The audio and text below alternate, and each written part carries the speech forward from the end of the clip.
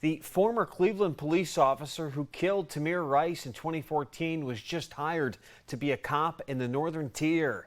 Tonight, there was a protest in front of the Tioga Borough Municipal Office.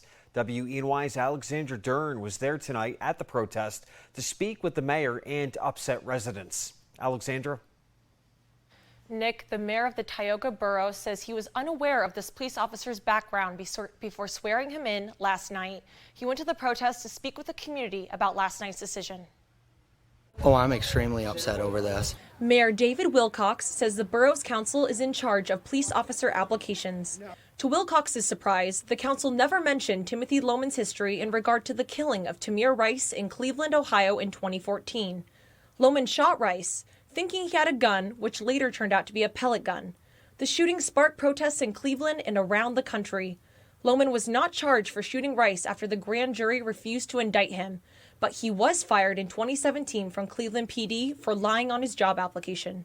I was under the understanding through our police committee and our borough president that they did an extensive background check on him, everything checked out, everyone they spoke to, clean record, and that was my understanding.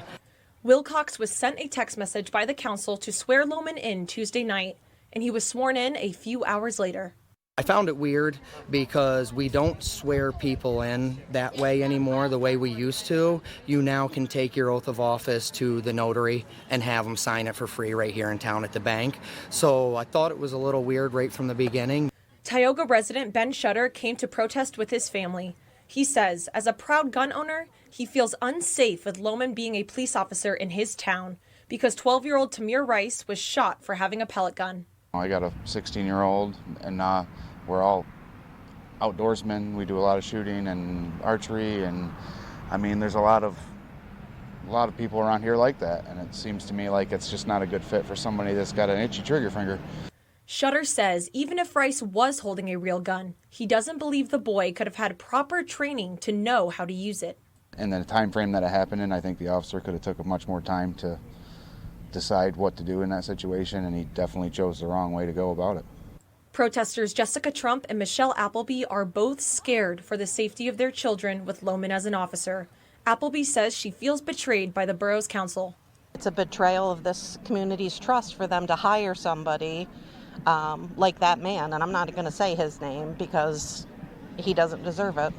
He shouldn't be allowed to have a gun ever again, honestly. So we're here tonight because we want to let the borough know that this is unacceptable and we're not going to take it. At the end of the protest tonight, Wilcox informed protesters that the council has not spoken to him since last night's swearing-in ceremony. Wilcox says he determines the day Loehmann would begin patrolling. No. At this point, it's not happening, and yes. Preferably never. Now, Wilcox says he is planning an emergency meeting with the council, and like we just mentioned, the mayor said he will not let Loehmann patrol the streets after tonight's protest. The mayor is encouraging residents to show up to the upcoming meeting to voice their concerns. And the lawyer who is representing the Tamir family issued a statement after the family found out that Loehmann got a new job as a cop. In part, the statement says, Tioga officials apparently don't care that Loehmann is mentally unfit and that he is a liar that should not be trusted with a gun and a badge.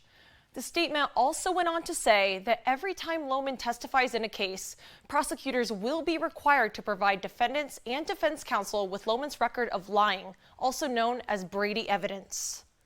And the president of the Cleveland Police Patrolmen Association responded to the news by saying, in part, Timothy Loehmann was cleared of all charges. He was not given a fair chance in the Cleveland area and deserves another chance in another city.